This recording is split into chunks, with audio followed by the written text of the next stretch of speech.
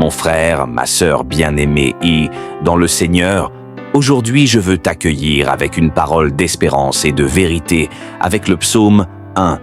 Alors, prépare ton cœur, ouvre ton esprit, car ce message n'est pas seulement une simple lecture, mais une semence divine qui peut transformer ta vie. Souviens-toi, chaque fois que tu t'approches de la parole, Dieu t'approche de sa présence et il dépose en toi la force, la paix et la sagesse dont tu as besoin.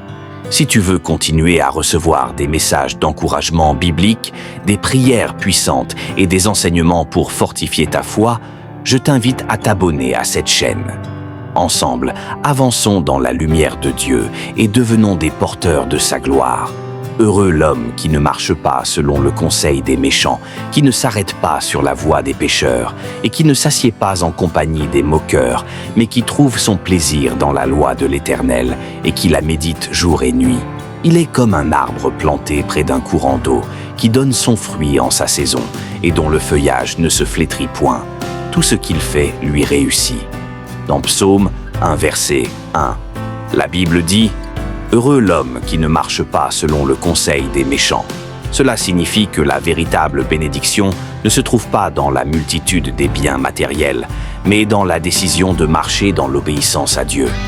Le chrétien doit refuser les conseils qui mènent à l'éloignement de Dieu. Les méchants proposent toujours des raccourcis, des compromis, mais ils mènent à la ruine. Celui qui s'arrête dans la voie des pécheurs finit par s'asseoir avec les moqueurs. Le péché commence petit, mais s'installe progressivement dans la vie de celui qui ne veille pas. Si tu veux être béni, choisis tes fréquentations et tes influences avec discernement. L'amour de la parole dans verset 2, mais qui trouve son plaisir dans la loi de l'Éternel et qui la médite jour et nuit. Le bonheur ne se trouve pas dans les plaisirs du monde, mais dans la communion avec Dieu à travers sa parole. Méditer la parole, ce n'est pas seulement la lire, c'est la garder dans son cœur, la répéter, l'appliquer et la vivre au quotidien. Jésus lui-même, lorsqu'il a été tenté dans le désert, Matthieu 4, a répondu 3 fois avec « Il est écrit ». Sa victoire reposait sur la méditation et l'application de la parole. Si tu veux rester debout face aux tentations, nourris ton esprit chaque jour par la parole de Dieu. Et dans Psaume 1, verset 3 dit « Il est comme un arbre planté près d'un courant d'eau ». L'arbre planté près de l'eau symbolise la stabilité. Peu importe les saisons, ses racines trouvent toujours la vie dans l'eau. Ainsi, le juste, enraciné en Dieu, reste ferme même dans l'épreuve.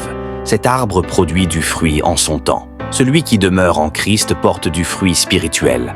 Amour, joie, paix, patience. Galates 5, 22.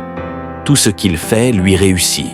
Cela ne veut pas dire qu'il n'aura pas d'épreuves, mais que la main de Dieu l'accompagne dans toutes ses entreprises. Veux-tu réussir dans tes projets, dans ta famille, dans ton ministère? Alors, reste attaché à la source de vie, Dieu lui-même.